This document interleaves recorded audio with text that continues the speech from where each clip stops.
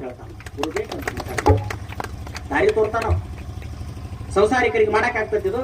Eight ಮಾಡಕ್ ಸಾಧ್ಯ ಐತಿ ಸಂಸಾರಿಕರು? ಪಾಳ ಅಂದ್ರೆ ಒಂದ್ ದಿನ ಮಾಡ್ತೀರಿ, 2 ದಿನ ಮಾಡ್ತೀರಿ. ಅದೇ ಒಂದು ಮಠ ಇದ್ರೆ ನಿರಂತರ ನಡೀತದ ದಾಸೋಹ, ನಿರಂತರ ಅರ್ಚನೆ ಪೂಜನೆ ಅನುಭವ ನಡೀತದೆ, ನಿರಂತರ ದಾಸೋಹ ನಡೀತದೆ.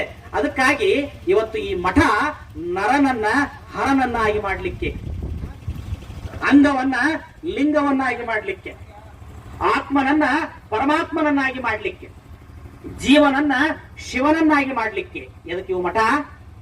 ಮನುಷ್ಯರಿಗೆ ಸಂಸ್ಕಾರವನ್ನು ಕೊಡ್ಲಿಕ್ಕೆ, ಧರ್ಮದ ತಿಳುವಳಿಕೆಯನ್ನು ಹೇಳಲಿಕ್ಕೆ, ಅಧ್ಯಾತ್ಮದ ಪಾರಮಾರ್ಥದ ತತ್ವ ಸುಖವನ್ನ ಅನುಭವದ ಅಡಿಗೆಯನ್ನ ಮಾಡಿ ನೀಡಲಿಕ್ಕೆ ಏನು ಬೇಕು ಅಂದ್ರೆ ಮಠಗಳು ಬೇಕು, ಮಠಗಳು ಬೇಕು. ಅದಕ್ಕೆ ನಮ್ಮಲ್ಲಿ ಅಂತಾರ ಲಿಂಗಾಯತರ ಮಠ ಹೆಂಗಂದ್ರ ತಿರ್ಕೊಂಡು ಬರೋದಂತ, ಕರ್ಕೊಂಡು ಉಣ್ಣೋದಂತ. ನೋಡಿ ಎಷ್ಟು ಚಂದ ಹೆಸರದ.